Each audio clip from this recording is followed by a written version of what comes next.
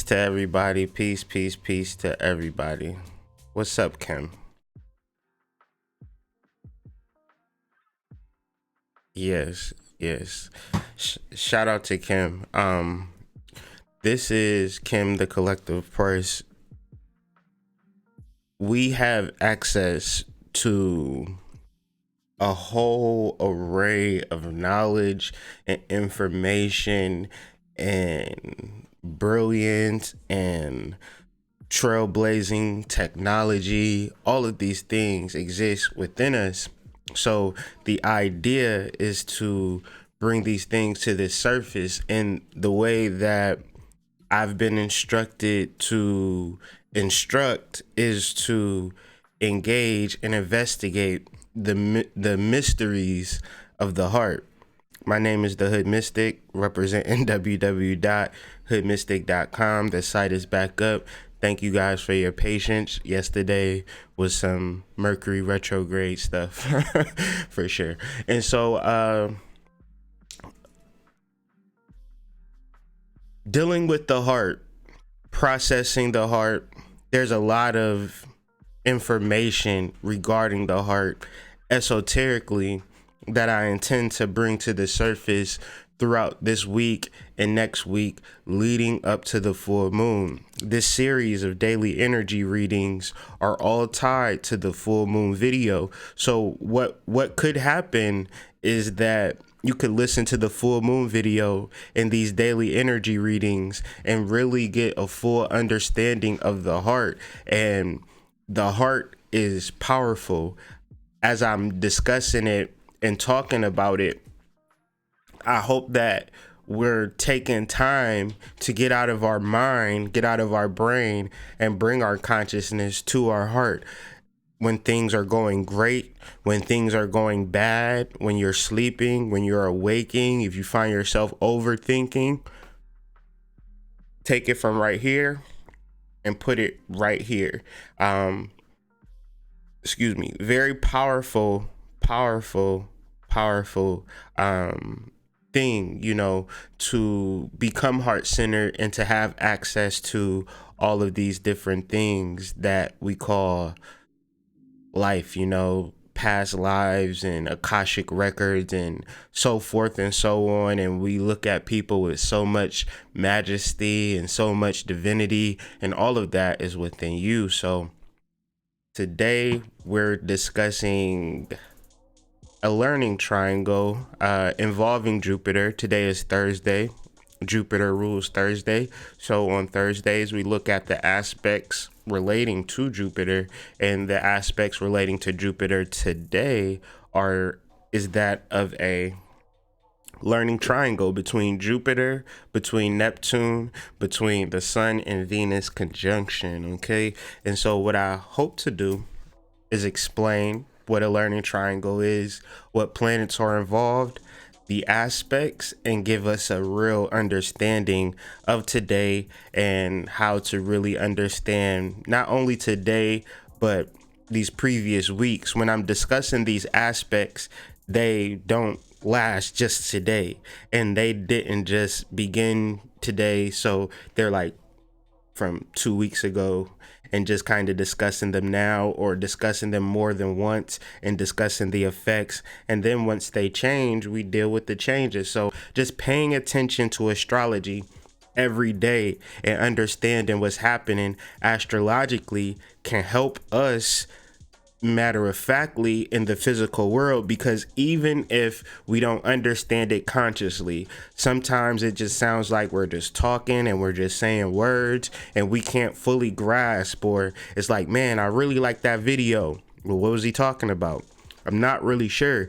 That is because we're dealing with the abstracted self. We're dealing with the magician self. We're dealing with the soul. And when we're dealing with this esoteric information, when we're bringing up this ancient information, it may not be for you personally, but it's definitely for the soul.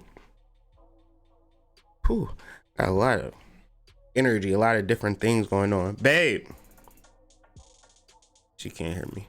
So, anyways, the planets that we're dealing with are Jupiter, Neptune, Sun, Venus, and I'm gonna just kind of explain what those planets are symbolizing and what they're saying, and then as I bring it down to the learning triangle, I'm going to discuss how they respond to the particular aspects.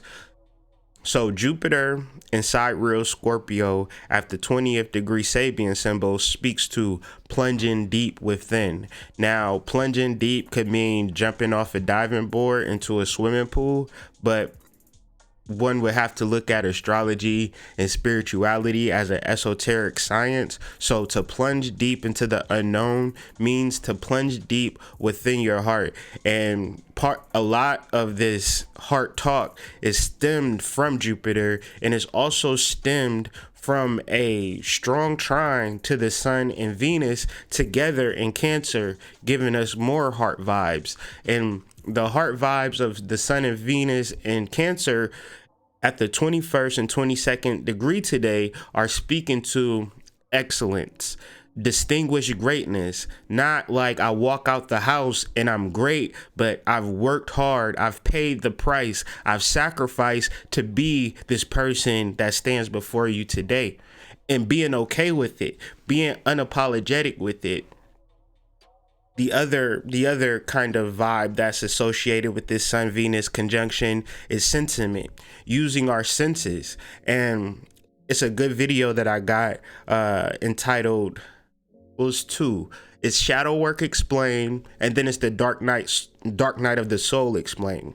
Shadow Work Explained in particular really speaks to how we perceive life through our eyes and our occipital lobe. And so when we think of our senses without question, then we find ourselves in trouble. When we just attach to what we see, what we smell, what we feel, what we hear, and we don't question it, that's not having a true sentiment. Sentiment within the etymology speaks to understanding your senses, spending time with your senses. So many times we just know what we want so hard and so sure of what we want that we continue down the wrong path. So this is extremely reflective. This is extremely contemplative time, and contemplation speaks to being one with the temple, being one with the heart. So a lot of this energy kind of doubles down on itself, repeats itself, inundates me with, okay, let's deal with the heart. And finally, Neptune, which is at the 24th degree of Sagittarius, or of Aquarius, at the 24th degree of Aquarius, it is getting ready to retrograde out of this Sabian symbol into the 23rd Sabian symbol, which we have a whole new vibration. So when we speak on Neptune and the particular Sabian symbol, we deal with it for at least 2 months. So Neptune being on the 24th Sabian symbol, we've been here for 2 months dealing with this. So we're kind of like moving off of this particular energy in the Neptunian vibration. So we'll be sure to discuss that. And so ultimately, we've talked about Neptune at this particular Sabian. Well, I've talked about it in many different varieties and many different arrays: overcoming passions, communicating from the heart to the mind. Ultimately, it breaks down into serenity. So in researching Sabian symbols, I don't really trust just one source. I look online and I got a couple books, but this book right here, if I can get it on camera, Sabian Symbols in Astrology, it's an older book. And so the definitions that can't be really found on the internet, I can really find them in this book and really tie them all together. So in my understanding of Sabian symbols, I don't just trust one source. I'm trying to understand why this Sabian symbol is stating why it is stating this. And so within each Sabian symbol is a reminder of what decan this is in, what fixed star this actually is conjuncted, and then what what constellation this is. So it's a lot of information with each and every single point. So therefore, to just overall, I'm a Leo, I'm a Sagittarius, it's just basically saying I live in the USA. It's like, okay, but I'm trying to come over though. Come to the USA, you'll find me. It does not make sense. It does not read. So if astrology is something that interests you, dealing with the generalizations, dealing with the keywords is cool. It gets you familiar, but at a certain point, you want to learn more about something that you're interested in, not for you personally, but also for your soul, and also to allow yourself to become peaceful and so sure of your life, so sure of your purpose, so sure of your situation that no questions are able to infiltrate your being. So what we're dealing with is plunging deep within the heart, serenity, distinguished greatness, and sentiment, senses, and putting that all into a jumbotron and coming up with a pretty picture. So a learning triangle consists of a trine, a square, and an in conjunction. And it presents this little funky little triangle. And the planets the houses that this falls in, the 10th house, the 2nd house, and the 5th house. So our creativity, our public life, and our monies, right?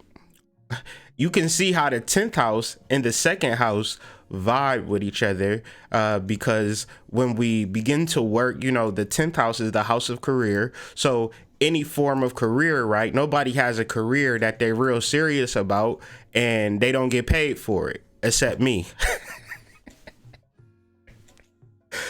Jokes. So, and then, right, the 5th house and the 10th house are in close proximity and misunderstanding of each other based upon your talents, your 5th house, your house of talent, your house of creativity. It should filter into your 10th house. But what do people generally have a career, and then they have like this talent, like I sing, but I'm also an accountant. If one is serious about their 2nd house, so the 2nd house and the 5th house, they interplay in a square normally and naturally, right? Because how am I going to make money if I'm just, crocheting and, doing little shit around the house, little partway hobbies? So this is not going to make me any money, so I'm going to have to work. But then it's like your work ties into your creativity, so one would have to stop, right? Stop a second, reevaluate some things, and align these squares and understand these in conjunctions, so this trine can be fully activated. And the reason why these squares and in conjunctions exist is so that trine could be realized, because the problem with trines in astrology is that they're so soft, right? They're so soft that the average individual would not even be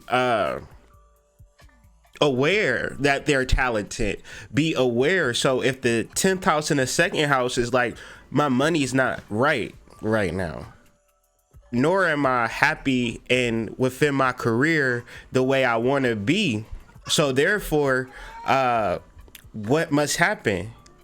It all ties down here in Neptune, because Neptune is the only planet within this learning triangle that has the hard aspects attached to it, the in conjunction and the square. So therefore, one has to somehow focus on Neptune and get to a place where this square is reconciled and this in conjunction is understood, so this trine can shine, because we want that 10th house and 2nd house to light the fuck up, right? We want our career to be popping and we want our money to be popping. So therefore, let's discuss it. Neptune square and in conjunctions really speak to the need for serenity, the need for peace, the need for calmness to even get to a level of excellence. So where we are disturbed, like what did Kim say? She said, gotta get over my judgment about rich people. Within that statement is a disturbance within that disrupting her from her own personal light and her own personal freedom, and not picking on her, but it's just an example that's like is easy to see right now. So it's just more or less like, so if whatever disturbs you, whatever bothers you, whatever disrupts your peace is going to disrupt your Neptune, which is going to create the negative vibrations and the negative frequencies to even get to this 10th house, to even get to this second house. Personally, what was I gonna say? Dang, I be talking too much. So okay, yeah, I remember. So Neptune in Aquarius representing an air sign that is tumultuous, right? In Orisha mythology, the deity that sits over Aquarius is Shango and Oya together and creating the storm and fighting the war, right? So Neptune being in this place is noticing, okay, it's a war going on. Nobody is safe. What should I do? Should I just act on my emotions? Should I just, I'm stressed out. Should I act upon my stress, or should I reevaluate some things and get centered and figure out how can I bring my 5th house, which is the house of Leo, to its fullest potential, its highest height? How can I be my greatest version of myself? I cannot act in the world. I cannot be in the world moving and shaking, doing and that and this and that, and having all of these friends and having all of this input, and then still be cool and right with me. It does not work. It does not work like that. So the need for peace, the need for contemplation, the need for reflection is supreme in this square, in this in conjunction, which may not read, right? It may not make sense because we got so much shit to do, so much shit we want to accomplish. And the last thing we want to do is stop and contemplate and reflect on what exactly we need to do. So if you just give me a moment, I'll be right back. Not even 10 seconds.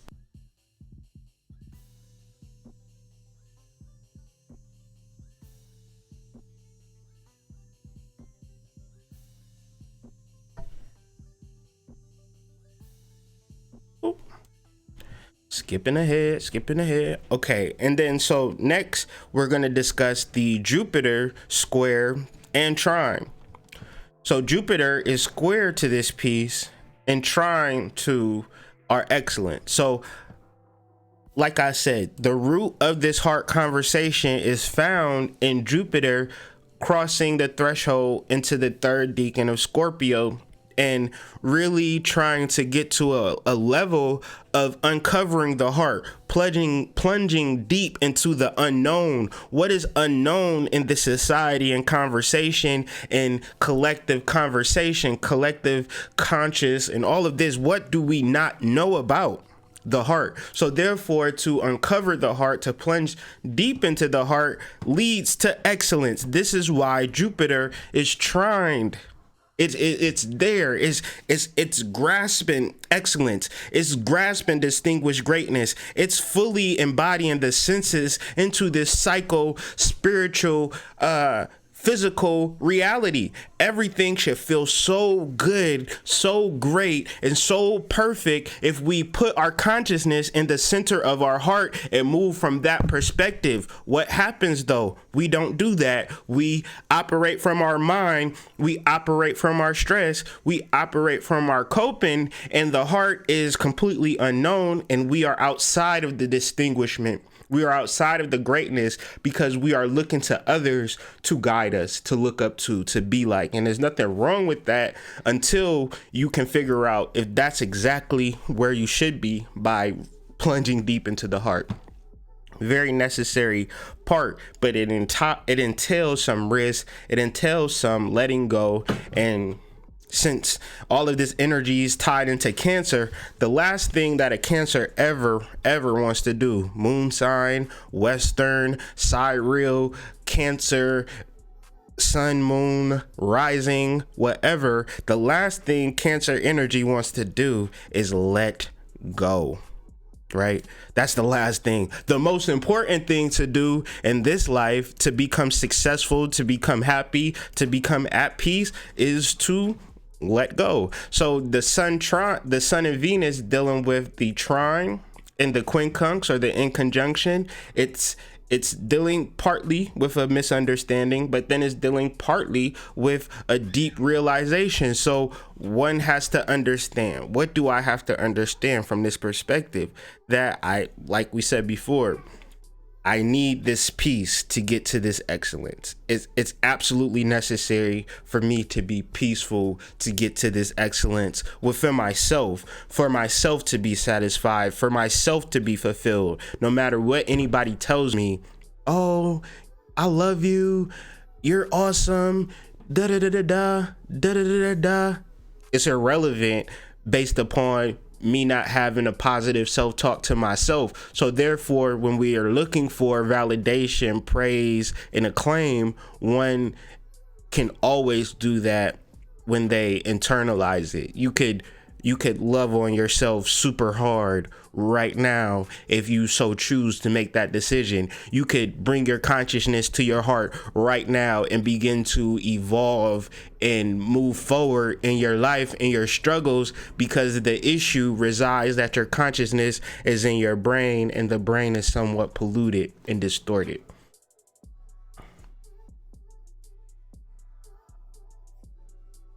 Let them, yeah, exactly. Learning to let things go is really what's popping. Found this dope article online. The link is on my website, www.hoodmystic.com. All you would have to do is look up this article titled Lighthearted, and yeah, check out the link. But before we deal with the chambers of the heart, I want to go over this quote for the people who just entered. The thought for today.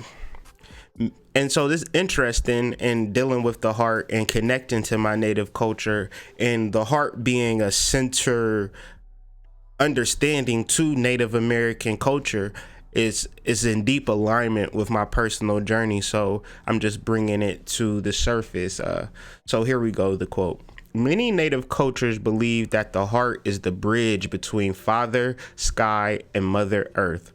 Many Native cultures believe that the heart is the bridge between Father Sky and Mother Earth. For these traditions, the four-chambered heart, the source for sustaining emotional and spiritual health, is described as being full, open, clear, and strong. These traditions feel that this is important to check the condition of the four-chambered heart daily. These traditions feel that it is important to check the condition of the four-chambered heart daily, asking, am I full-hearted, open-hearted, clean-hearted, and strong-hearted? Have you asked yourself that today? That would be the question.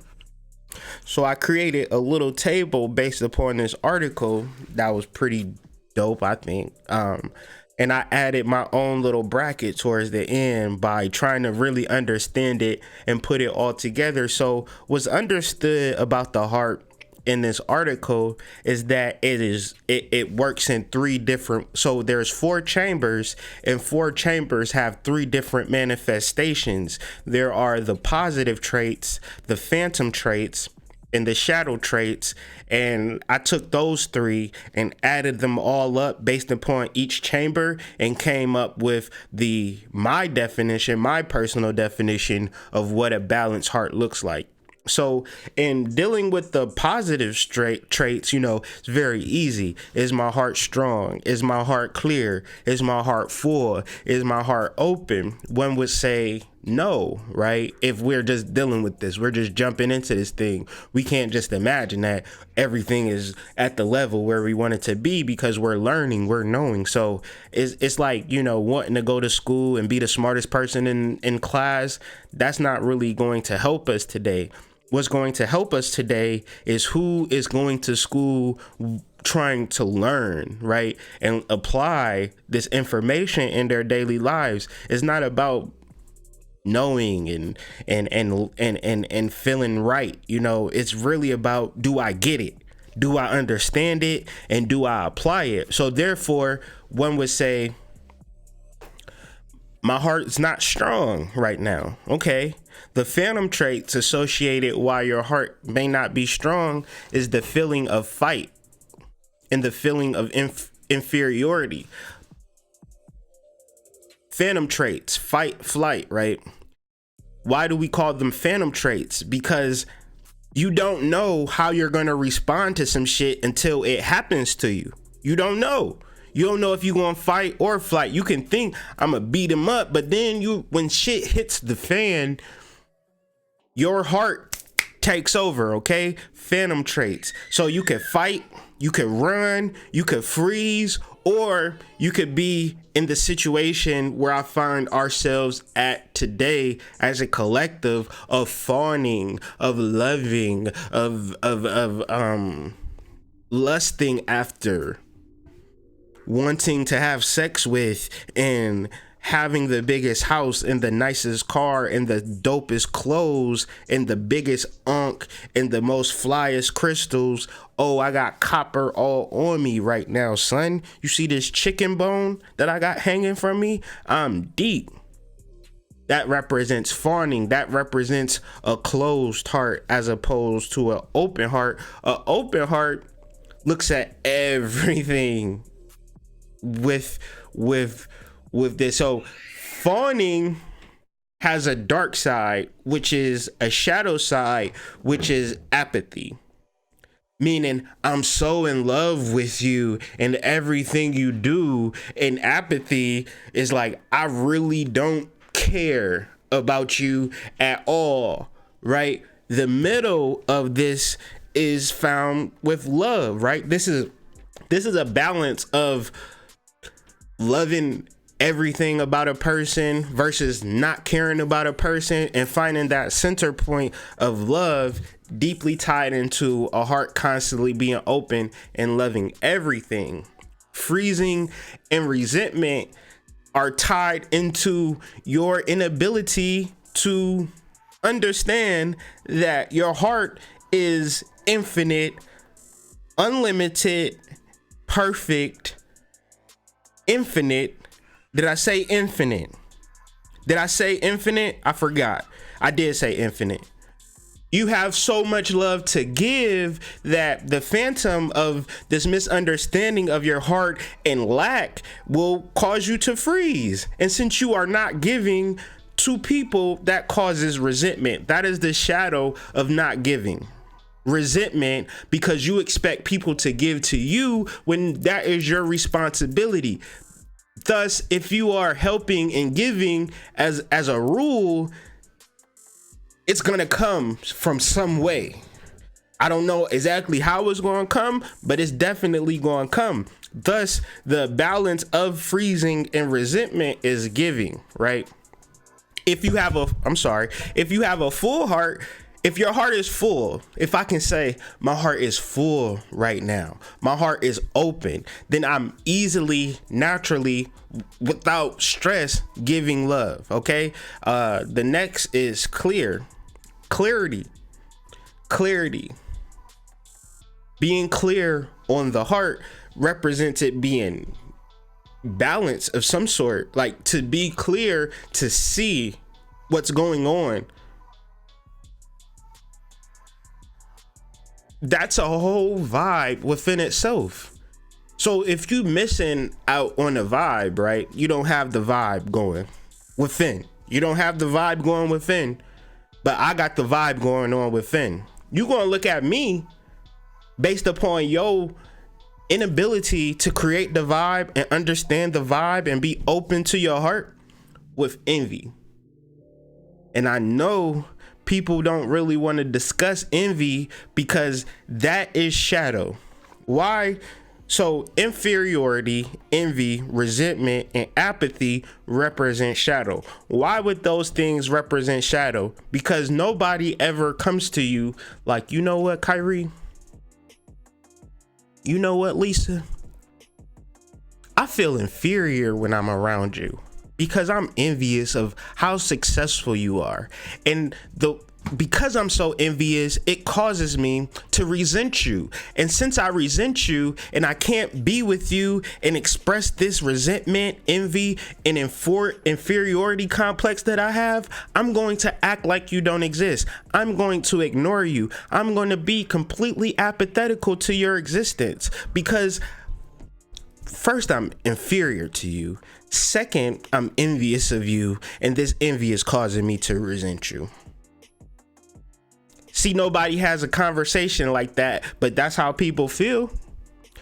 And since you feel like that, and since you can't say it, it becomes even more shadow. And so this is the weight on the heart. So in order to address this inferiority complex, to address this envy, one has to develop a strong heart, a strong heart, an enduring heart, a compassionate heart, and understand these four chambers of the heart. So one would say, I'm not Native American, which is a fair point to say, because one would think Native Americans are a race of people just like black people, white people, Chinese people, Indian people. But the idea of being a Native American, the idea of being an Indian, the idea of being an Aboriginal is just a return to nature, an understanding of nature. And the most important part of nature is our hearts. Thus, you either are a part of nature and giving back to nature and being one with nature, or you're not. And if you're not, you could be black, white, Chinese, rich, poor, have money, do all of these things in this world. So this is like, you know, if you want all of these things in this world, if I'm saying, well, we're just going out to the park and give offerings to the river, you might be like, well, why do I need to do that? We're going on a nature hike and sitting under the tree and tell stories to each other. Why would I do that? We're going to the park to burn herbs. We're going to the mounds to, you know, walk around the mounds and just be one with the mounds. Why would I do that? Why would I want to do that? So therefore, it's an idea that, so this heart and understanding the heart, it may or may not help you in this world, right? You wouldn't, like, it don't read, Dave. It's a whole lifestyle. It's a whole mindset that is inundated throughout the population. To return to nature, to understand nature, is really resolved and brought out by our heart consciousness. And in discussing the many different ways that this reality can be brought to the surface, it definitely takes some work, and it definitely takes some understanding, and it definitely takes your ass to get back to nature. And so we have this picture of Xerxes, which ties into that Shadow Explained video that I was talking about earlier. Jupiter moving into the third decan of Scorpio is that emergence out. So when Jupiter goes direct very soon, the energy will take a drastic turn, and you will begin to rise out of your darkness. You will begin to rise out of that cesspool that we call shadow. One would have to figure, is my heart on point, or am I just hoping for the best? You know, and that's one level. I want to take full control of my reality, full control of my understanding. And that's really found in the idea of peace and calm in the gnosis of the heart. And I can talk about this for many more videos in many more different ways. So if you're tired of me talking about the heart, you might as well log off now, right? Because it's going. And until somebody tells me, the brain is far more superior than the heart, and this is why, then I'm going to continue on. If you say, no, you got to have money, no, you got to have this, no, you got to have that, then okay, tell me why. Tell me what's more important than your heart beating, because if your heart's not beating, then all of that shit that you was talking about, that you wanted, and that you was experiencing, and what you was thinking about, it's irrelevant, right? So this is why we get into a level of removing the astral world, or removing our emotional responses to things, and getting more centered into a peace and calm perspective, because the astral world is so powerful that it will have us imagining things at a high level of sustainment and satisfaction, and get us outside of our heart. It will have us thinking that the sex that we could have, the finances that we could have, or the quote unquote life that we could have is more superior than this esoteric knowledge. And I just do not agree. So in the realms of peace and calm ties into the actual heart that is beating at this very moment. Peace, calm are representative of two chambers that exist in the heart. These two opposite bloodstreams are pumped by the heart, so they don't really collide, but they really help each other. There's a whole constant system of contracting, expanding, and relaxing for your whole entire life. I stop at times, center my consciousness and my heart, and I just say thank you. Even walking, standing, talking. So thank you. I'm grateful for you, heart. I love you. Because the heart is the greatest wonder of creation. The heart is the first organ. Before we had a head, before we had a mouth, before we had legs, before we did anything, we were a heart. And from that heart, the brain was created, the skin, everything was created from the heart. We are the heart. Our soul represents the heart, and we create everything outside of us to protect the heart. So what I'm advising, what I'm hoping for, is that we all could bring our consciousness to the most center, most purest part of our heart, and go into meditation, go into prayer, go into offerings, go into divination, spiritualize, immortalize, idolize, worship, right? Love, just anything you can think of, sweat, get love your heart, right? Get to know your heart, because from this realization, a new world will open for you. And this new world is of infinite possibilities, is immeasurable of what you can begin to accomplish, the vibes that are able to be permeated from your being by simply resonating from the heart, and not doing it for once in a while when you remember, but having this be a lifestyle and a constant push, and understanding that my consciousness does not rest in my brain, my stomach, or sexual organs. It rests in my heart. I'm vibrating from the heart chakra. Thus, when we talk about Neptune being an Aquarius and being an air sign, when we think of the heart chakra, the element that rules the heart chakra is air. Another way of saying that this subtle vibratory wind or sustenance that we need to survive is ubiquitous and pervasive and everywhere we turn, but we do not recognize it. We do not notice it. We do not say, thank you, carbon dioxide. This breath was delicious I just took. I'm so happy to be breathing. I'm so happy that my heart is beating and circulating this blood, because Lord forbid if it didn't, I would be in a world of trouble. And all of the shit that I'm stressing over now, I wouldn't be stressing over, right?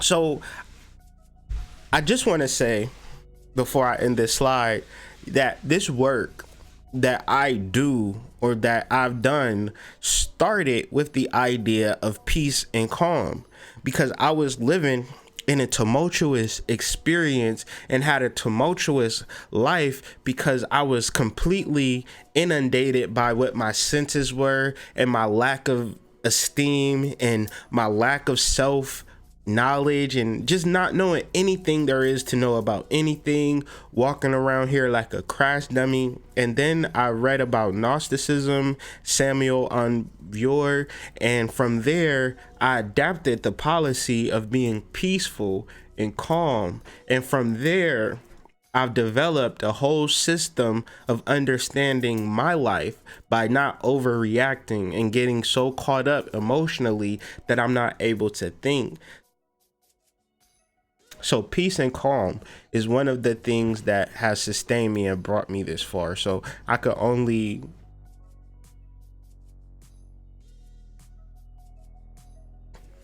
say what works for me, right? The card of the day, right? The Prince of the Cups is ruled by the third decan of Scorpio, going into Ophiuchus. So the Prince of Cups is the Galactic Center tarot card. This is the card that rules the Galactic Center. The Prince of Cups has a high, like, so if we're playing like ranking cards by value and what card has the most oomph, Prince of Cups. Prince of Cups is a powerful card. Prince of Cups is the son of the Queen of Cups, which we talked about yesterday, is the heart. So if the Queen of Cups is the heart, then the Prince of Cups is the blood that goes through our body, that sustains us, that keeps us moving, that keeps us pumping. And more or less, it is a understanding. It is a realization of the world.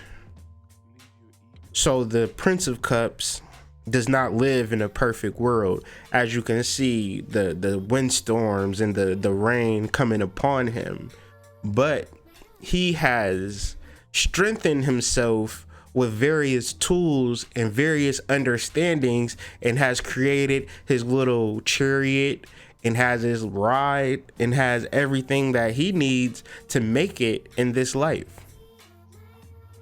He represents the air of water, meaning the mental side to our emotions. Thinking about our emotions. That is a phrase that is like very simple to understand, but that's also a phrase that a majority of people do not take the time to ever do. Their emotions click and they go. Should I be mad about this? Should I process this a little more? Should I ask him what did he mean by that? Should I ask him, do you not like me? Because I'm assuming that you don't like me without ever even asking. You know, nobody questions their emotions. They attach themselves to their emotions. They identify themselves as their emotions. The Prince of Cups is simply saying, I am not my emotions. I could actually think about this. More or less, I'm very calm in the middle of a storm. Even in the ancient tarot deck, the ambiance of the card is that of a storm coming, right? You can see the dark clouds. So the Prince of Cups deals with Scorpio in the sense that it's very intense, very matter of fact. And why is it intense? Why is it matter of fact? Because it wants the best out of life, because it is his mother's son. It is a reflection of the heart. And if I'm a reflection of the heart, if I'm the reflection of unlimited potential, then therefore I have a purpose. There's something that I'm meant to do in this life. Give me 1 second, family. I'll be right back.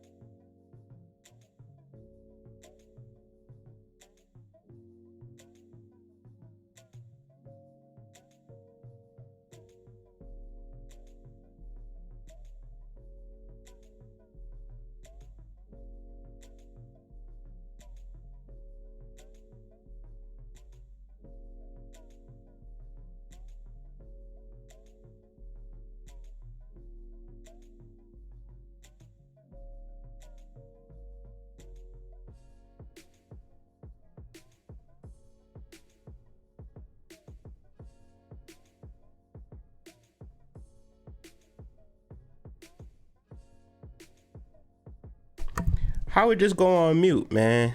Damn. I don't even know where I left off at. Chauncey, you listening? Did you hear where I left off at or no? Okay. Dang. Can somebody type in the comments the last thing that I said? I was talking about the Prince of Cups, but I was...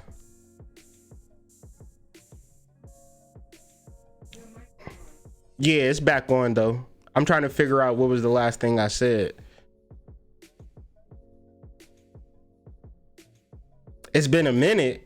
Oh, oh no. Is it been like a literal minute, or you know how black people be like, it's been a minute, like it's been like an hour?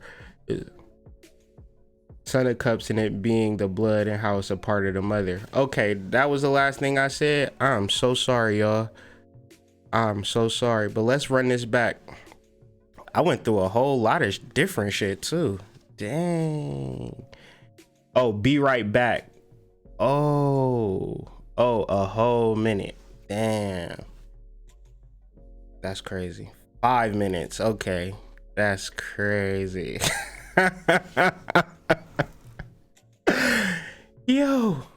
So let's act like I didn't say anything, right? And let's bring this back from that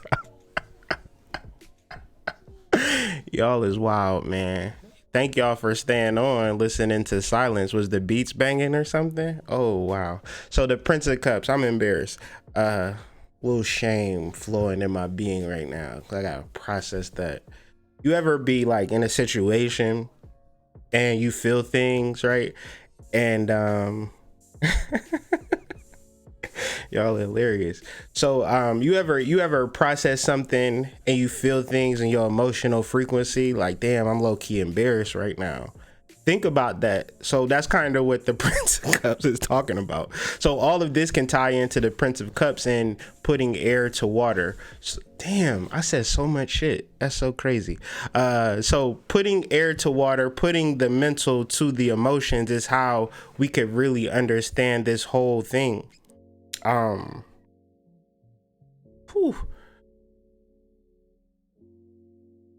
Emotions happen. Things happen, and when things happen, emotions rise, right? If you were talking for 5 minutes expecting people to hear you and they didn't hear you, that's going to cause you to rise an emotion. But one has to think of that emotion soon as it rises, like, oh, I'm a little embarrassed because I've made a mistake, as opposed to, you know, canceling the video, running under my bed and crying for a couple minutes, you know, because I made a mistake, because I'm a perfectionist and everything has to be perfect. And when things aren't perfect, so the idea of perfectionism is to prevent those emotions from rising to the top. So like, if we're not rising to the top, it's based upon us trying to live this perfect life. And this perfect life is, you know, the actual thing that is our block. So when we make mistakes, when we are embarrassed, when we are vulnerable, when we do show love, then emotions rise up, right? So imagine our emotions being like a pop bottle or something like that, and our thoughts shake that pop bottle up. I want to have sex with that person. I want to go to the Eiffel Tower one day. I want to travel to Africa. You know, you just shaking up the pop can. You understand? You just shaking it. Once you begin to act on those emotions, or say, for instance, you shake it for too long, or if it puncture, like, the shit's just gonna rise up regardless. So learning how to act on these particular emotions, knowing how to think about these emotions, is what the Prince of Cups entails. So if we're looking at this card, we see an actual storm taking place. In the Thoth Tarot deck, we see a storm, amidst, right? Or a storm coming in both cards. But if you look at the Prince of Cups, he's just cool, calm, and collected, because he got his eagles, he got his serpents, he got all different types of things with him to know, like, no matter what happens, you know what I'm saying, I'm going to be straight, because like I said earlier before the delay, the Prince of Cups and the Queen of Cups are one. They are a stream of consciousness, and the heart represents the Queen of Cups. The Prince of Cups represents that direction, because the Queen of Cups and the Prince of Cups, they're not real mother and son, right? So it's an analogy, it's a metaphor for the heart and the individual, where the Queen of Cups sits in Cancer, the Prince of Cups sits in Scorpio. Cancer is a realization. Scorpio is a transformation. And so if I have a realization and I process it through Leo, I process it through Virgo, I process it through Libra, by the time it gets to Scorpio, I'm ready to change. Another way is I love. In Cancer, I figure out that I love. In Leo, I figure out that my love is a fire. In Virgo, I find out that my love is tangible, meaning that I could actually give this love to other people. Like, so Virgo is the contemplation of Cancer.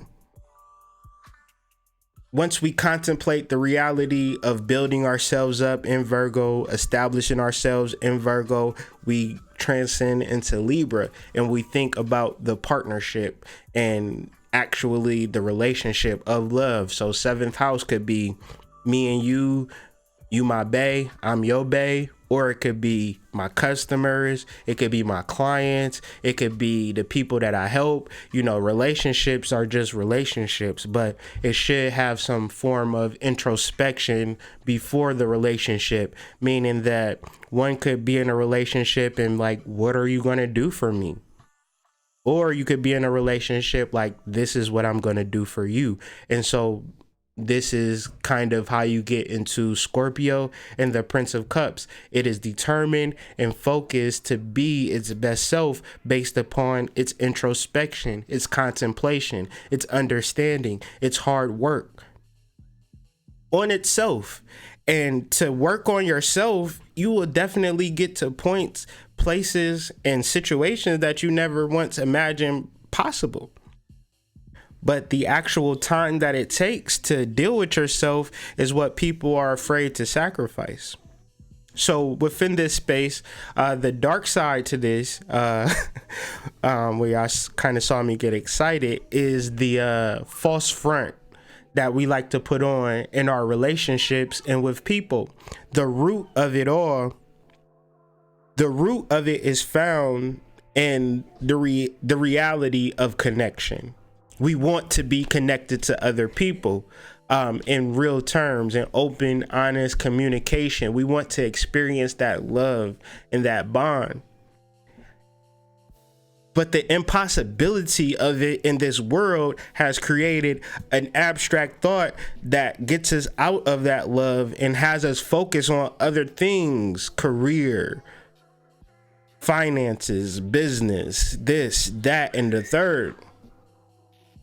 So the heart and Native American spirituality teaches us that you really want to be one with other people, because that is the reality of this world. The illusion is that we are individual by ourselves, living in a vacuum, and only deal with people when we need them. So outside of that, one has to be honest with themselves and put air to their water. When you put air to your water, you are able to think about your emotions in a way where you can unpack them, get to the core, and figure out, I really just want to be in love. I really would throw everything away if love was a possibility, right? It's so much into sincerity. It's so much into choosing the right partner that you could have $10 trillion and not have somebody that loves you and feel empty. You can't buy sincerity. You can't buy connection. You can buy attachments, right? And so when you're so focused and so driven, so the Prince of Cups is driven and focused regardless. The idea of working with this card and working with this energy and processing a learning triangle is the understanding of this is going to go however I want it to go. The direction of this thing is moving full force. Now, let me guide this ship. Let me direct this ship. And you can see how the Prince of Cups and the Chariot are closely related. If you look at the Chariot and you look at the Prince of Cups, it's kind of the same idea. It's a baby chariot, if one would say. And so much of it is deeply in tune to being guided and trusting and knowing. And all of his tools and trinkets that he has, they've come from self-development. Nobody gave him that eagle. Nobody gave him that serpent. Nobody gave him the lotus. Nobody gave him the chariot. He internalized it and brought it to the surface and now is moving forward. One would say he figured that he needed to move and created the modality for him to move. And now he's moving in the midst of a storm because he knew what was happening. So intuitively, there are things that spirit is trying to alert you to, trying to move you to, but you have to be open enough to receive it. When we deal with the 4 chambers of the heart, I really want to know, like, is your heart strong? Are you willing to endure? Is your heart clear? Can you clearly see what's happening with your heart? And are you vibrating from that conscious level?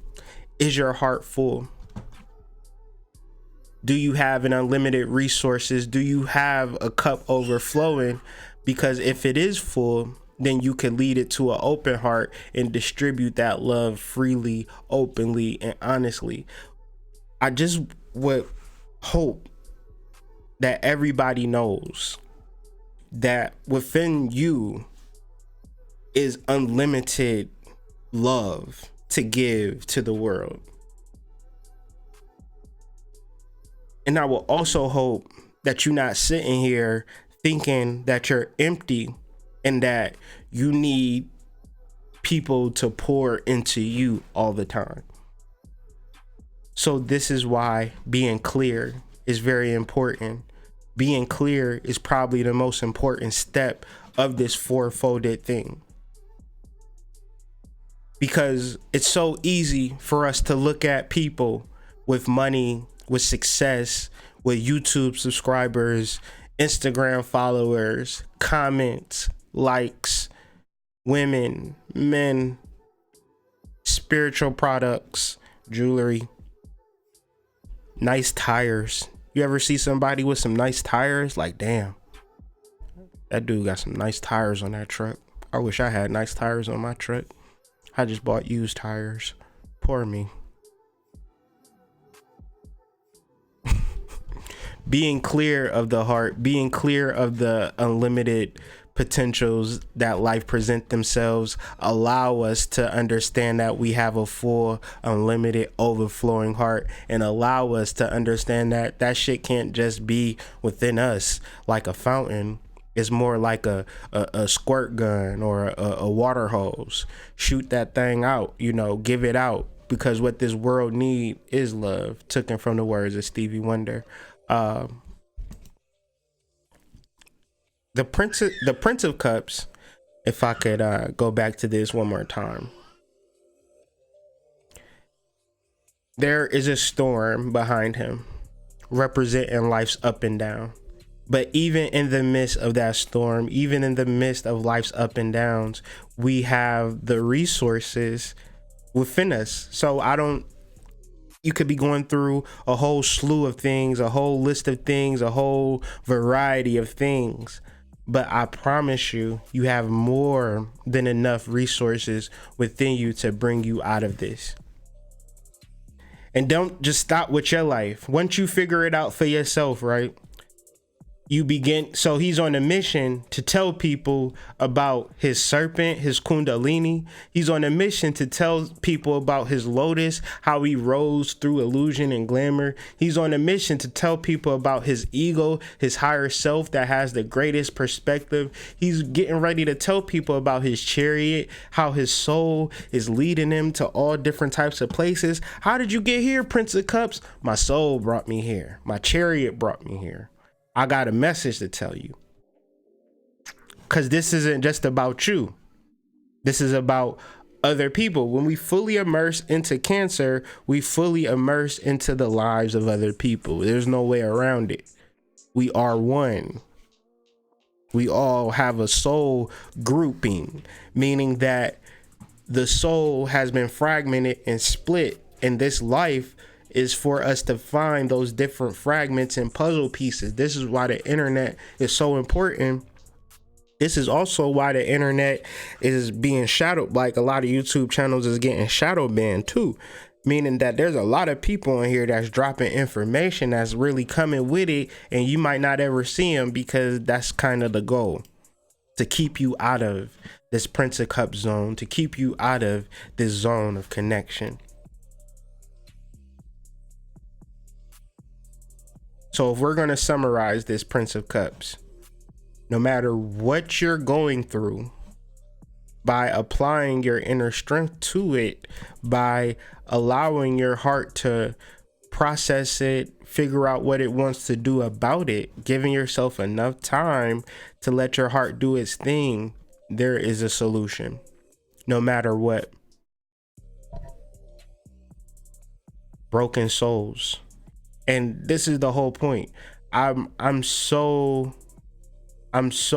interested in this concept. I want to know the different aspects of my soul and how they existed in other bodies. And I want to show people their soul, how it exists in my body, and come out of this illusion of the ego and coming into the realization of the soul ties us back into Native American mythology and understanding of how we are one, we are tribe.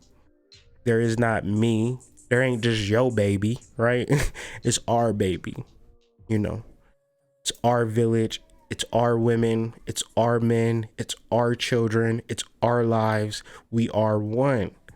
The illusion of colonial society, by giving you a social security number, by giving you a name, by giving you an ID, you just out here going for self. And so within that space, your heart has become heavy. So the idea is to shine a light to your heart, not to be lighthearted, which lightheartedness is good, but the title of this video is lighthearted, meaning that I was shining a light into the heart so we could begin to see the heart for which it truly is. Because I'm going to repeat this. The most important part of the 4 chambers is the fact of your heart, or your understanding or consciousness, being clear. Once we are clear, we are able to see this full unlimited heart. I was going to title this video Return to the 4 Chambers and have like a whole Wu-Tang thing. Decided not to. So thank y'all for vibing with me through my technical difficulties and all of that. Y'all are the truth, man, because everybody else would have just left and, you know, just let me have, I would have been talking for 20 minutes on silence to nobody. So I appreciate y'all. But we are live, you know, so always keep that in mind. And, you know, be sure that we're gonna be here tomorrow to finally end out this week strong and discussing matters of the heart. So stay tuned for that. Go to www.hoodmystic.com, read this article, understand what a learning triangle is, process this Prince of Cups energy, understand that it's going to be a great shift of energy tomorrow. Tomorrow, energy will shift for good or for bad, but however it shifts, I'm gonna be on it because Neptune, I'm so excited. I'm probably the only person on the planet so excited that Neptune is going out of the 24th degree into the 23-degree mark. So we'll have a whole new vibe to talk about when discussing Neptune. So stay tuned for tomorrow. Appreciate y'all support and everything associated with me, my family, and everybody associated with the brand and everything, and all the stuff y'all do, speaking me up, sharing my site, putting me on your Instagram story, such and such, I heard about you from such and such, and da da da da da. I really appreciate y'all spreading the word. But I'm gonna be here though, you feel me? I'm not going to not be here. And the expansion and growth is underway.